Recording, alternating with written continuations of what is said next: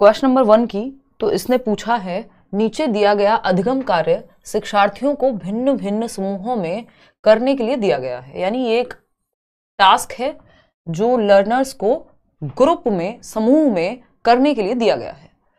पता लगाएं कि शब्द संपदा के अधिगम की, यानी वोकैबुलरी लर्निंग की जब ये बात हो रही है, शब्द संपदा मतलब वोकैबुलरी बिल्डिंग एक्सरसाइज है एक। मैं हिंदी और इंग्लिश दोनों में लेके चलती हूँ और इसलिए सभी को फायदा होगा जो लोग हिंदी और इंग्लिश दोनों पेडागोजी सेलेक्ट करते हैं, है ना, क्योंकि एग्जैक्ट ट्रांसलेशन आपको क्वेश्चंस इंग्लिश में भी मिल जाएंगे। ठीक, तो शब्द संपदा के अधिगम की इस गतिविधि को किस रूप में जाना जाएगा? निम्नलिखित शब्दों में से संबंधित शब्द और वाक्यों का पता लगाएं। क्वेश्चन क्या है? बच्चों के लिए जो क्वेश्चन है वो है कि ये जो निम्नलिखित शब्द हैं 3, इनके बीच में क्या संबंध है और वाक्यों का कैसे, क्या वाक्य इससे बन सकता है, उसका पता लगाना है। हमसे क्या पूछा है? पेडागोजी टीचर से क्या पूछ रहे हैं?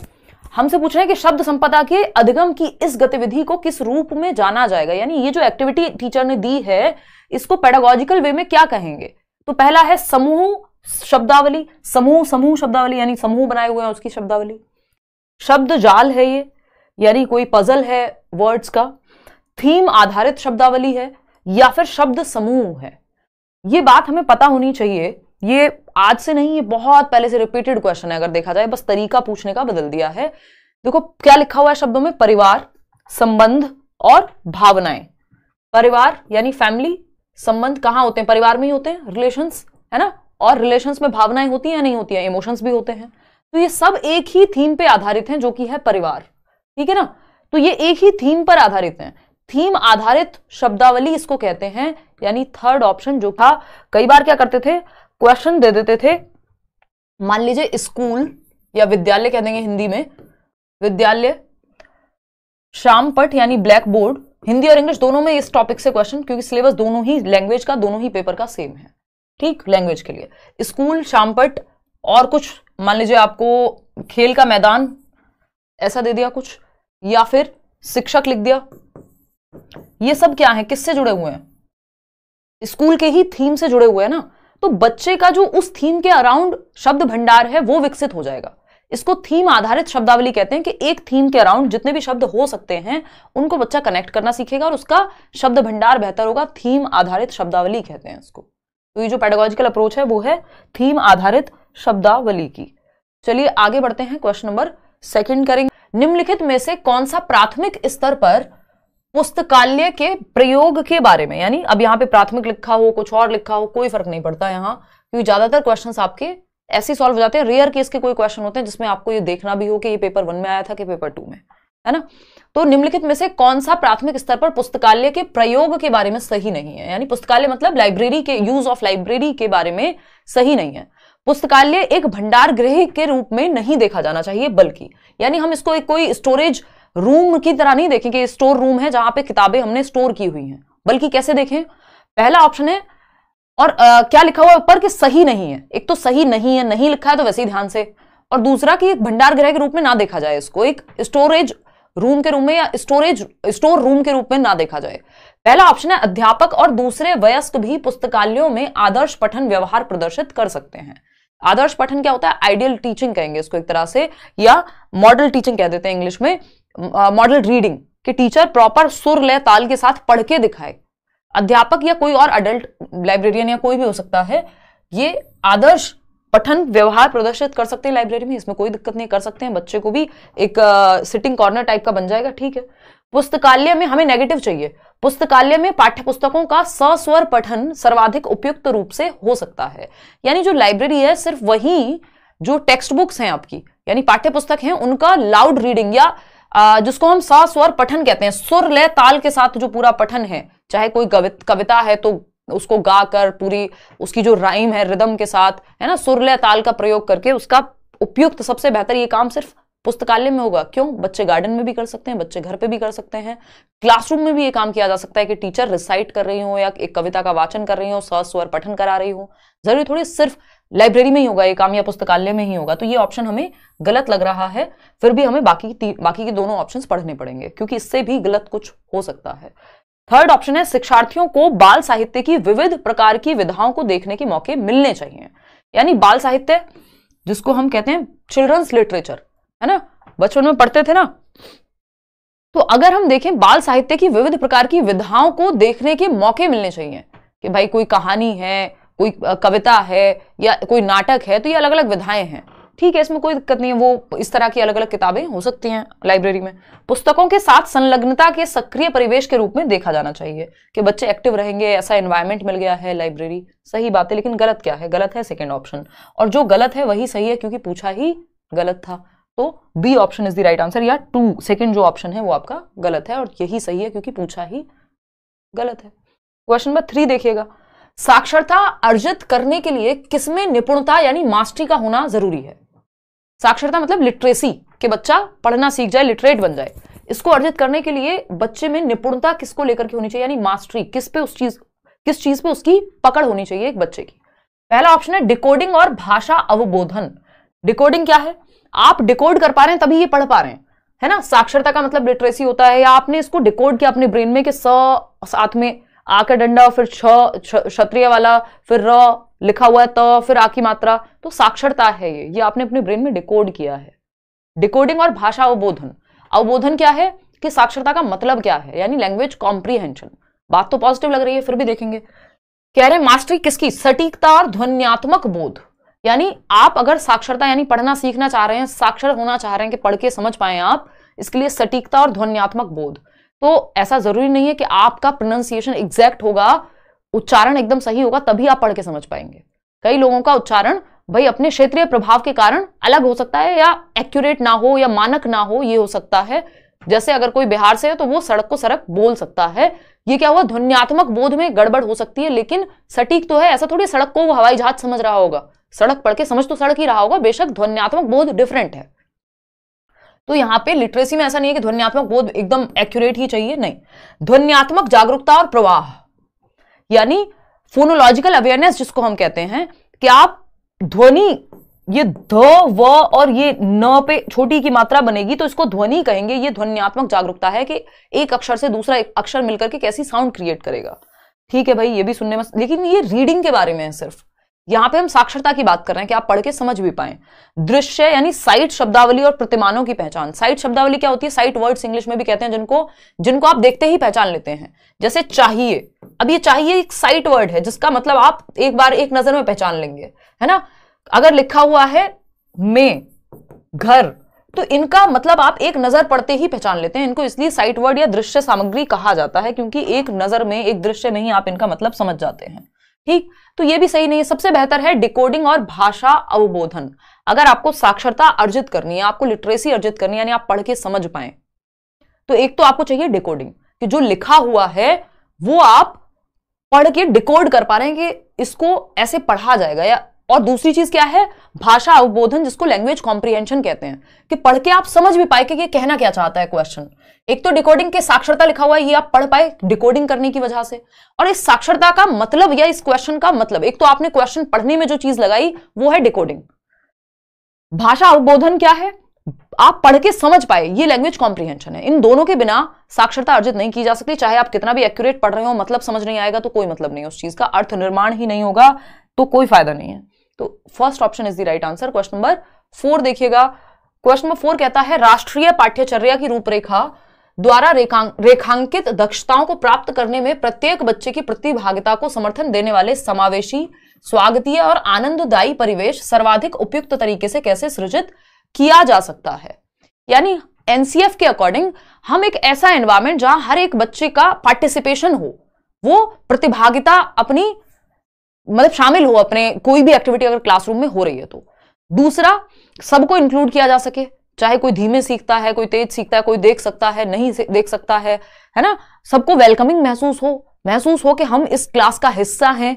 आनंददायी परिवेश हो, यानी जहां बच्चे खेल खेल में, खुशी खुशी में सीख रहे हैं। तो ऐसा परिवेश किस तरह से सृजित किया जा सकता है, निर्मित कैसे किया जा सकता है, बनाया कैसे जा सकता है, पहला क्वेश्चन। अब इसमें बस एनसीएफ का जिक्र किया गया है, आपको बच्चे की भलाई ही देखनी है, कोई फर्क नहीं पड़ता है एनसीएफ लिखा होता नहीं लिखा होता, जवाब वही रहता है ना। विकास के विभिन्न आयामों से बच्चों के कार्य का प्रदर्शन करके। विकास के विभिन्न आयाम कौन से होते हैं? पीसीएसई आपको बताया हुआ है, फिजिकल, कॉग्निटिव, सोशियो इमोशनल। अब इसलिए आपकी जो सीडीपी है, जो बाल विकास एवं शिक्षण शास्त्र है, वो महत्वपूर्ण है। सभी सब्जेक्ट्स की पेडागोजी में। आपको पता है विकास के विभिन्न आयाम हैं, यानी आपका शारीरिक विकास, आपका मानसिक विकास, आपका सामाजिक व सामवेगिक यानी भावनात्मक विकास। तो बच्चे के विकास के सभी आयामों को यदि हम जोड़ करके ऐसे काम करने को देंगे उनमें जिसमें सारे आयाम जुड़ पा रहे हैं, जैसे जब वो कविता का वाचन कर रहे हैं एक तरह से, या कविता को सुर लय ताल के साथ गा रहे हैं मान लो, तो फिजिकल एक्टिविटी भी हो रही है ना। एक मछली पानी में गई है ना, छपैक, तो वो क्या है, मतलब फिजिकल एक्टिविटी भी कर रहे हैं, तो शरीर भी उनका इन्वॉल्व है, शारीरिक विकास भी, फिर उनको वो एंजॉय भी कर रहे हैं तो उनके इमोशंस भी इन्वॉल्व हैं। ग्रुप में कविता को एक साथ पढ़ रहे हैं या गा रहे हैं तो सामाजिक विकास भी इन्वॉल्व है और मानसिक विकास भी इन्वॉल्व है, क्योंकि वो भाषा भी सीख रहे हैं। तो ये सभी पहलू विकास के एक साथ इंक्लूड हो गए, और यही एनसीएफ भी चाहता है या कोई भी डॉक्यूमेंट चाहेगा, ठीक है ना। रंगीन आकर्षक परिवेश के लिए कक्षा कक्ष की सजावट करके, देखो सजावट कितनी भी कर लो, यदि बच्चा इंक्लूडेड या उसको मजा नहीं आएगा क्लासरूम में, वो सिर्फ सजावट से नहीं आएगा, उसको पार्टिसिपेटेड फील करके आएगा, यानी प्रतिभागिता, कि उसको लगे कि मैं भी क्लास का हिस्सा हूं, ठीक है ना। तो ये बात उतनी बेहतर नहीं है। सबसे ज्यादा एक्टिव बच्चा, सबसे ज्यादा सक्रिय जिस ऑप्शन में हो वही ऑप्शन बेस्ट है, जो हमें अभी तक पहला लग रहा है, बाकी ये तीनों चेक करेंगे, है ना। क्लियर है बात, क्लियर है। देखते हैं, तपती हुई धूप में बाह्य गतिविधियों को न करके और आंतरिक गतिविधियों का आयोजन करके, यानी धूप में या गर्मी के मौसम में आप आउटडोर एक्टिविटीज मत कराइए, क्या कराइए, इंडोर एक्टिविटीज कराइए। तो ये कोई सेंस नहीं बना रहा कि मतलब इंडोर हो एक्टिविटी चाहे आउटडोर हो, बच्चे को तो हमें आनंद की प्राप्ति हो, उसको वेलकमिंग लगे, स्वागतीय लगे, समावेशन लगे कि मैं भी क्लास में मैटर करता हूं या पार्टिसिपेट कर रहा हूं मैं भी। तो ये तो गड़बड़ है। मुख्यतः शिक्षार्थी के अच्छे स्वास्थ्य और खुशहाली पर ध्यान केंद्रित करना। देखिए, अच्छे स्वास्थ्य और खुशहाली में सिर्फ दो प्रकार के विकास आए हैं, विकास के प्रकार, एक शारीरिक विकास क्योंकि स्वास्थ्य अच्छा है, और दूसरा आपका खुशहाली में इमोशनल डेवलपमेंट आ गया। हद से ज्यादा आपका मन करे तो हम कह देंगे चलो भाई मानसिक विकास भी आ गया होगा अच्छे स्वास्थ्य में, बट सामाजिक विकास तो रह ही गया। तो विकास के सभी पहलू पहले ऑप्शन में जब आ गए थे, तो उससे अच्छा, इससे अच्छा ऑप्शन जब हमारे पास ये है जहां बच्चा सबसे ज्यादा एक्टिव होगा, भाई जब आप विकास के सभी आयामों से बच्चों के कार्य का प्रदर्शन करेंगे तो क्या होगा, वो अपने आप खुश भी महसूस करेगा, है ना। क्लियर है बात। तो इसलिए फोर्थ की वो बात बन नहीं पा रही, वो उतना इंक्लूड नहीं कर पा रहा है या उतना एक्टिव नहीं है बच्चा जितना फर्स्ट में है। क्वेश्चन नंबर 5 देखो, हमें वो ऑप्शन बेस्ट जो सबसे बेस्ट हो या फिर बाकियों को अपने अंदर समाहित करता हो, जो यहां पे पहला ऑप्शन अपने आप कर रहा था। तो दो ही चीजें, जहां बच्चा सबसे ज्यादा एक्टिव है और दूसरा बाकी ऑप्शंस को भी अपने अंदर समाहित कर ले एक्टिव होते हुए। क्वेश्चन नंबर 5 देखिएगा, यह कहता है कौन सा उपागम या विधि शिक्षार्थी की जीवन की वास्तविक परिस्थितियों में भाषा प्रयोग के मुख्य लक्ष्य से संबंधित है। शिक्षार्थी की जीवन की वास्तविक परिस्थितियों में यानी रियल लाइफ में भाषा प्रयोग यानी लैंग्वेज का यूज उसकी रियल लाइफ में, प्रत्यक्ष विधि यानी डायरेक्ट मेथड में रियल लाइफ में वो यूज करता है डायरेक्ट मेथड को, या फिर श्रव्य भाषिक विधि, प्राकृतिक उपागम या संप्रेषणात्मक उपागम। फर्स्ट ऑप्शन 42% लोग दे रहे हैं जवाब में, जो कि एकदम गलत है ना। बहुत बढ़िया, प्रत्यक्ष विधि कह रहे हैं, शिखा भी प्रत्यक्ष कह रही है, ये कह रहे हैं बहुत सारे लोग। चलिए समझते हैं, कौन सा उपागम यानी विधि या मेथड शिक्षार्थी की जीवन की वास्तविक परिस्थितियों में भाषा प्रयोग के मुख्य लक्ष्य से संबंधित है। वास्तविक परिस्थितियों में आपको पता है डायरेक्ट मेथड या प्रत्यक्ष विधि जो है, ये कोई वास्तविक जीवन की परिस्थितियों में भाषा प्रयोग से बहुत ज्यादा संबंधित ना होकर के, ये आपके जो टारगेट लैंग्वेज है, जो लक्ष्य भाषा है, जो स्कूल में जिस मीडियम में मान लो पढ़ाया जा रहा है, उसी मीडियम में आपको वही भाषा यूज करनी पड़ेगी। यानी इंग्लिश मीडियम स्कूल यदि है तो बच्चा सिर्फ इंग्लिश में बात करेगा, ये है प्रत्यक्ष विधि, ठीक है ना। ये वास्तविक परिस्थितियों में भाषा प्रयोग के मुख्य लक्ष्य से संबंधित नहीं है, मजबूरी है एक तरह की। यहां मातृभाषा का प्रयोग वर्जित है, यानी मदर टंग का यूज नहीं करेगा बच्चा, है ना। सिर्फ और सिर्फ संप्रेषणात्मक उपागम है यहां पर, जिसको कम्युनिकेटिव लैंग्वेज टीचिंग कह देते हैं या कम्युनिकेशन अप्रोच कहेंगे, कम्युनिकेटिव अप्रोच कहेंगे इंग्लिश में। सिंपल सी बात है कि संप्रेषणात्मक उपागम यानी संप्रेषण करके, संप्रेषण कहां होगा, कम्युनिकेशन कहां होती है, रियल लाइफ में। तो वास्तविक जीवन में, यानी बच्चा जब बातचीत कर रहा है, चाहे वो सब्जी लेने गया हो, चाहे वो कहीं भी, वो रियल जेन्युइन कन्वर्सेशन है वहां पे, यानी संप्रेषण है, बातचीत है जो वास्तविक जीवन में हो रही है। प्रत्यक्ष विधि में जरूरी नहीं है कोई वास्तविक जीवन के ही सारे हिस्से हो, ये सिर्फ स्कूल तक सीमित है अगर देखा जाए तो, कि आप पढ़ा रहे हैं उसी माध्यम में जिस माध्यम में आपको भाषा सिखानी है जो भी, ठीक है ना। श्रव्य भाषिक विधि का यहां बनता ही नहीं है, क्योंकि ऑडियो लिंगुअल मेथड है कि आपने कुछ टर्म्स, इसको आरबी मेथड भी कह देते हैं, कि आपने कुछ टर्म्स याद कर लिए किसी दूसरी भाषा के और उनसे ही आप अपना काम चला रहे हैं, यस सर नो सर करके। प्राकृतिक उपागम, अब नेचुरल मेथड में हम ये कहते हैं कि पढ़ना लिखना भी सिखाएंगे, जो LSRW होती है, जो स्किल्स हैं, जो भाषा कौशल है, सुबो पाली, सुनना बोलना पढ़ना लिखना, ये एक प्राकृतिक क्रम में सिखाएंगे। जो वास्तविक जीवन से जुड़ा हुआ है वो सिर्फ डी ऑप्शन है। ऐसा नहीं है कि प्रत्यक्ष विधि नहीं होती है यूज, लेकिन वो स्कूल तक ज्यादा सीमित है। तो जब भी कुछ कीवर्ड्स हैं, जब वास्तविक परिस्थितियों की बात आ जाए, भाषा वास्तविक परिस्थितियों में भाषा प्रयोग, तो भाई संप्रेषणात्मक उपागम से बेहतर कुछ और नहीं हो सकता। ये नहीं होता तो एक बार को हम प्रत्यक्ष विधि का भी सहारा ले सकते थे। क्वेश्चन नंबर 6 देखिएगा, क्या कहता है क्वेश्चन नंबर 6, देखिए फटाफट से। क्वेश्चन नंबर 6 कहता है, कक्षा 5 की एक विद्यार्थी कहती है, मैं अपना काम अध्यापक को देने से पहले सटीकता के लिए अंतिम फाइनल रूप से भी जांचती हूं। यह विद्यार्थी लेखन के किस चरण पर है? 5th क्लास की बच्ची है जो ये कह रही है कि जब मैं अपना काम मतलब जो भी मैंने होमवर्क किया है या जो भी मेरा काम है उसको मैं पहले जांचती हूं फाइनल सटीकता के लिए कि उसमें कोई गलती ना हो, एक्यूरेसी है या नहीं है, एक्यूरेट हो मेरा काम, गलतियां कम से कम हो, चाहे वो स्पेलिंग मिस्टेक हो या कोई भी किसी भी तरह की मिस्टेक हो, तो एक्यूरेसी के लिए फाइनल जांचती हूं, खुद से जांचती हूं, टीचर से नहीं, टीचर को देने से पहले, ठीक है ना, पढ़ने से पहले कि देख लिया आपने सही है नहीं। जब आप पेपर करने जाते हैं तो आप एक बार चेक कर लेते हैं हाँ सब सही से लिखा है कि नहीं, ठीक है ना। मोए मोए हो गया, कोई बात नहीं अंशु, अभी होगा मोए मोए, कुछ दिन में समझ में आने लगेंगी चीजें कि किस तरह से पकड़ना है आंसर को। अंतिम यानी फाइनल रूप से भी जांचती हूं, तो यह विद्यार्थी लेखन के किस चरण पर है? भाई ये प्रूफ रीडिंग है, रीडिंग के हमने स्टेप्स किए थे, प्रूफ रीडिंग है, यानी पढ़ने से फाइनल काम के प्रिंट होने से पहले, मान लीजिए मेरी बुक भी आ रही होती है कोई, तो उससे पहले प्रूफ रीडिंग होगी। नोट्स तक आपको जो मिलते हैं बैचेस में, जो नए बिल्कुल नोट्स फर्स्ट क्लास कहेंगे उनको, जो मिल रहे हैं आपको आज की डेट में, उसमें लगता है टाइम। आज मैं बैच में भी समझा रही थी कि कई सारी स्टेजेस हैं जिनसे होकर के वो नोट्स गुजरते हैं, है ना। कि फर्स्ट स्टेज क्या है, जब क्लास चल रही होगी तो एक एक चीज बाइलिंगुअली नोट्स में डाली जाएगी, तो पहला स्टेप ये हो गया कि वो लिखी जाएगी प्रॉपर। फिर सेकेंड स्टेप पे वो टाइपिंग के लिए जाएंगे, है ना, टाइप्ड होकर के जब वो आ गए, थर्ड स्टेप में टाइप होकर के आ गए, जब ये आ गए तो अब होगी प्रूफ रीडिंग, कि कहीं आप इन्होंने कुछ मिस्टेक कर दी हो, टीम ने कुछ गलती रही हो, जो कि निकलती है बहुत सारी गलतियां, है ना, कोई स्पेलिंग मिस्टेक है, कहीं कोई चीज गलत लिख दी है, तो ये प्रूफ रीडिंग होगी आपको फाइनल देने से पहले, ताकि सटीकता को जांचा जा सके। और ये प्रूफ रीडिंग अगर ठीक नहीं निकला उसमें, तो प्रूफ रीड करके फाइनल करेक्शन के लिए भेजा जाएगा, फिर वहां से सामने से आएगा। तो ये कई स्टेजेस में जाके नोट्स जो आपको आसानी से मिल जाते हैं, कि पूरे चैप्टर का आपको 5 पेज में नोट्स मिल गए अच्छे से, उसमें समय लगता है। तो प्रूफ रीडिंग एक्यूरेसी के लिए की जाती है कि सटीकता बनी रहे। सहपाठी मूल्यांकन होता है पीयर असेसमेंट, के बच्चे आपस में एक दूसरे की कॉपी को जांच रहे हैं खुद से ही, है ना। प्रारूपण होता था, ड्राफ्ट बनाया आपने कि आप ऐसा कुछ लिखेंगे, पुनः प्रारूपण, रीड्राफ्ट कर रहे हैं अगर कुछ गलती रह गई उस ड्राफ्ट में तो, ठीक। तो ये प्रूफ रीडिंग है, सिंपल। क्वेश्चन नंबर 7 देखिएगा और जवाब दीजिएगा। क्वेश्चन नंबर 7 कहता है, कक्षा 3 की अध्यापिका अपनी कक्षा में पठन कोना सृजित करना चाहती है, यानी एक रीडिंग कॉर्नर बनाना चाहती हैं। बच्चों के लिए पुस्तकों का चयन करते समय निम्नलिखित में से किस प्रश्न को सबसे अधिक महत्वपूर्ण माना जाना चाहिए? यानी वो एक रीडिंग कॉर्नर, एक क्लास में एक रीडिंग कॉर्नर हो जहां बच्चे बैठ करके पढ़ सकें, या उनको कोई कहानी सुनाई जा सके, पढ़ी जा सके उनके साथ। तो इसके लिए सबसे उपयुक्त या महत्वपूर्ण बात क्या है? पहला ऑप्शन है, क्या पुस्तकें तीसरी कक्षा की पठन पाठ्यचर्या के लक्ष्य को संबोधित करने में मदद करेंगी? यानी जो रीडिंग करिकुलम है या सिलेबस है, उसका जो टारगेट है वो पूरा होगा उन किताबों से। जबकि रीडिंग कॉर्नर हमेशा टारगेट या सिलेबस पूरा करने के लिए नहीं, कई बार बच्चा लैंग्वेज को एंजॉय कर पाए, उसको समझने में मजा आए भाषा को, इसलिए भी होता है। तो ये गलत लक्ष्य है। क्या ये पुस्तकें एक से अधिक निर्देशात्मक प्रसंग में प्रयोग के लिए उपयुक्त हैं? कि आप ये जांचेंगे कि एक से अधिक जो इंस्ट्रक्शन है या सब्जेक्ट्स में काम आ जाएंगे या नहीं, ये भी सेंसलेस बात हो जाती है। क्या इन पुस्तकों के लेखक जाने माने हैं, बाल साहित्य के माननीय लेखक हैं, यानी नोन राइटर्स होने चाहिए, और बाल साहित्य की जो चिल्ड्रंस लिटरेचर है उसके इंपॉर्टेंट लेखक हैं।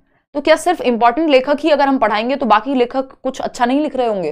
तो ये भी उतना अच्छा नहीं है। इन्होंने गलती से या जो भी रहा है आंसर की में इसको ले लिया है, लेकिन ये सही उत्तर नहीं है बिल्कुल भी, ठीक है ना। ये लगाना भी नहीं है हमें, क्योंकि इस बार गलती मान लो हो भी गई, अगली बार नहीं होगी। क्योंकि फोर्थ ऑप्शन इससे कहीं बेहतर है। क्या पुस्तकें कक्षा के अधिकांश विद्यार्थियों के स्वतंत्र पठन स्तर के अनुसार लिखी गई हैं, कि वो खुद से जब रीडिंग कॉर्नर में पढ़ने बैठेंगे तो वो समझ भी पाएंगे, उनके लेवल के अनुसार हैं वो या नहीं है, यही सबसे ज्यादा जरूरी है, बजाय कि वो बहुत ही फेमस राइटर्स की बुक्स हैं कि नहीं। तो फोर्थ ऑप्शन सही है। क्वेश्चन नंबर 8 देखिएगा, ये क्या कहता है भाई, एक अध्यापिका कक्षा 2 के विद्यार्थियों के लिए विविध प्रकार की शिक्षण अधिगम सामग्री जुटाना चाह रही हैं। निम्नलिखित में से कौन सा मानदंड टीएलएम के चयन के लिए सही नहीं है? टीएलएम बोले तो टीचिंग लर्निंग मटेरियल, जो भी चार्ट, जो भी मॉडल, जो भी क्लासरूम में टीचर लेकर के आता है, ठीक है, शिक्षण सहायक सामग्री कहते हैं जिसको हम, टीएलएम टीचिंग लर्निंग मटेरियल। चयनित सामग्री अभी मानते हैं स्थानीय रूप से निर्मित या स्थानीय रूप से उपलब्ध हो, जिसे आसानी से बदला जा सके, तो बदला जा सके, इजीली अवेलेबल हो, हाँ ठीक है। चयनित सामग्री सिर्फ बच्चों द्वारा बनाई गई होनी चाहिए और फिसलन को बचाने के लिए कुछ खुरदरी होनी चाहिए। मतलब सामग्री पे क्या मतलब, चलना थोड़ी होता है कि अगर चार्ट बना के लाया टीचर, या फिर कोई मॉडल है, या फिर कुछ और कोई आपके जो कार्ड्स होते हैं वो उस तरह के आपके कार्ड्स हैं, या फिर अलग अलग तरह की चीजें हो सकती हैं इसमें, तो क्या उन पे चलना थोड़ी होता है भाई। चार्ट अगर टीचर स्कूल में ला करके या क्लासरूम में टांग करके आपको कुछ समझा रहा है टीचिंग लर्निंग मटेरियल के रूप में, तो उसका चिकने होने से क्या दिक्कत है? खुरदरा होना, ये एक बार को ब्रेल लिपि के बारे में कुछ कह रहे होते, कुछ दृष्टि बाधित बच्चों के बारे में बात हो रही होती तो हम मान भी लेते। तो ऐसा नहीं है कि चयनित सामग्री जो है वो सिर्फ बच्चों द्वारा बनाई गई होनी चाहिए भाई, टीचर ही लाता है जनरली। अगर देखें तो हम अपनी टीचिंग लर्निंग मटेरियल, ये पीपीटी आपसे थोड़ी बनवाई है मैं ही लेके आई हूं ना, तो ये ऐसा नहीं है कि सिर्फ बच्चों द्वारा बनाई गई होनी चाहिए, बच्चे भी इन्वॉल्व हो सकते हैं कभी चाहें तो, लेकिन जरूरी नहीं है। चयनित सामग्री इस आयु समूह के बच्चों के प्रयोग के लिए आकर्षक और सुरक्षित होनी चाहिए, कि ऐसा नहीं है कि बच्चों को वो खतरा ना हो उससे, कि आप कोई कुछ लेकर के गए इस तरह का, उससे करंट लग गया बच्चे को, तो वो सामग्री अच्छी नहीं है फिर। दूसरा, जो चयनित सामग्री आप लेके गए हैं, जो शिक्षण सहायक सामग्री आप लेके गए क्लास में, वो बच्चों की एज के एप्रोप्रिएट होनी चाहिए, एज एप्रोप्रिएट होनी चाहिए, आयु समूह के अनुरूप होनी चाहिए। दूसरी क्लास के बच्चे को आप 10वीं क्लास के लेवल की सामग्री नहीं लेकर के जाएंगे।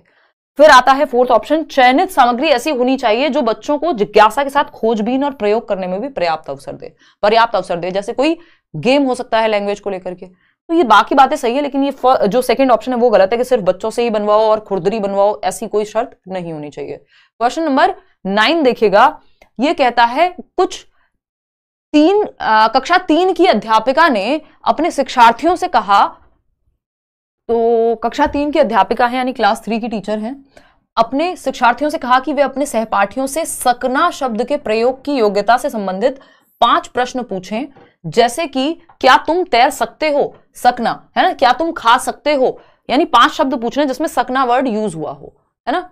गतिविधि का यह प्रकार किस लिए है, ये इस तरह की एक्टिविटी क्यों कराई जा रही है, सिंपल क्वेश्चन ये है। फटाफट से बताओ आप लोग पोल में जवाब दे करके। थर्ड ऑप्शन कह रहे हैं कितने लोग, 35% लोग। स्वच्छंद बोलना, निष्क्रिय यानी इंडिपेंडेंटली बोल पाए ताकि बच्चे, निष्क्रिय श्रवण यानी पैसिव लिसनिंग है, तो बच्चे तो एक्टिव हैं, इसमें पैसिव कहां है, और खुद से स्वतंत्र रूप से बोल पाए, सिर्फ बोलना है इसमें या वो सेंटेंस भी बना पाए, तो ये भी गलत हो जाएगा। मौखिक प्रवाह अभ्यास यानी वो बोल पाए, प्रवाह का अभ्यास हो पाए, जो राइमिंग वर्ड्स हैं उस तरह के शब्द वो और बना पाए, उस तरह के वाक्य वो और बना पाए। सकना से क्या तुम तैर सकते हो, क्या तुम खा सकते हो, क्या तुम जा सकते हो, तो ये जो मौखिक प्रवाह है उनका, यानी जो उनकी ये फ्लुएंसी है बोलने में, वो क्रिएट हो पाए, ओरल फ्लुएंसी का अभ्यास हो पाए, उनको उस तरह के शब्द, वो उनका जो उच्चारण है वो भी क्लियर होगा उस चीज से, और नया शब्द भंडार भी वो बना पाएंगे, नए वाक्य वो निर्माण कर पाएंगे अगर मैं कहूं तो नियंत्रित मौखिक अभ्यास नहीं है, ये प्रवाह वाला अभ्यास है जिसमें एक रिदम बने, ऐसा नहीं है सिर्फ कंट्रोल करने की कोशिश हो रही है यहां पे। क्लियर है? आगे बढ़े, क्वेश्चन नंबर 10 देखिएगा। क्वेश्चन नंबर 10 देखिए और जवाब दीजिए फटाफट से, जल्दी से जवाब दो।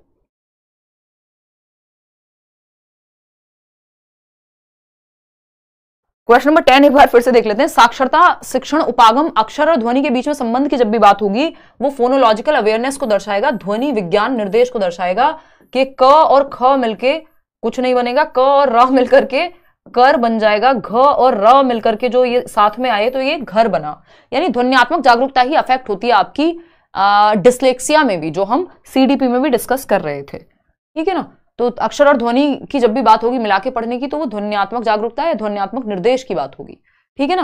क्वेश्चन नंबर 11 देख लो आप फटाफट से। निम्नलिखित में से कौन सा व्याकरण शिक्षण को प्रभावशाली तरीके से पढ़ाने के बारे में सही नहीं है, नॉट लिखा हुआ है। ग्रामर टीचिंग किस तरह से ना करें। देखो बच्चे को एक्टिव रखना जरूरी है, ठीक है ना, चाहे ग्रामर हो चाहे कुछ भी हो। संप्रेषण के अभ्यास के अवसर देना, यानी संप्रेषण मतलब कम्युनिकेशन के मौके देना। बात तो ठीक है, ये तो सही तरीका है, क्या दिक्कत है, कम्युनिकेशन के माध्यम से सीख जाएगा बच्चा। भाषा हो, भाषा के नियम हो, जिसको व्याकरण कहते हैं हम, व्याकरण को उसके नियम कंठस्थ करके सीखना। तो ये सबसे खराब तरीका है। जहां बच्चा रोट लर्निंग या रटंत विद्या चलंत नहीं, तो जहां भी वो रट रहा हो बच्चा यहां निष्क्रिय है। कंठस्थ है ना, रट्टे लगा लो किसी चीज के, ये एकदम खराब तरीका है। कंठस्थ करके सीखना खराब तरीका है। व्याकरण को संदर्भ में सिखाया जाना चाहिए, एक्टिवली सक्रिय रूप से सिखाया जाना चाहिए। वास्तविक संप्रेषण प्रस्तुत करना, यानी रियल कम्युनिकेशन, वास्तविक परिस्थितियों में, बिल्कुल सही है। उसके माध्यम से बच्चा सीख जाएगा कि जब वो बात कर रहा है कि अच्छा ये मेरी फ्रेंड है, मान लो नैना नाम है मेरी फ्रेंड का, तो ये जो नाम है, ये जो नैना है, संज्ञा है, ये वो बातचीत में भी सीख सकता है व्याकरण। वही है वास्तविक संप्रेषण। व्याकरण के प्रासंगिक नियम प्रस्तुत करना, यही हम बात कर रहे थे। व्याकरण को संदर्भ में सिखाना, या इसी को प्रासंग में कहते हैं, प्रसंग में सिखाना, यानी प्रासंगिक कॉन्टेक्स्ट में सिखाना। कि जब एक कहानी चल रही है, उस कहानी में बता दिया ये जितने भी कैरेक्टर्स हैं, इनके जो नाम हैं उनको हम संज्ञा कहते हैं। ये कैरेक्टर जब मान लीजिए सीमा है जो दिल्ली जा रही है किसी एक चैप्टर में हिंदी के, तो आप बता सकते हैं जाना एक क्रिया है, तो संदर्भ में सिखा दिया आपने व्याकरण के नियमों को। लेकिन कंठस्थ करवा के, रट्टे लगवा के सिखाना एकदम गलत तरीका है व्याकरण क्या, कुछ भी पढ़ाने का। क्वेश्चन नंबर 12, नियम नहीं रटवाने हैं। क्वेश्चन नंबर 12 देखिएगा एक बार, निम्नलिखित में से कौन सा सिद्धांत बुनियादी चरण पर पाठ्यपुस्तक अभिकल्पना का नहीं है।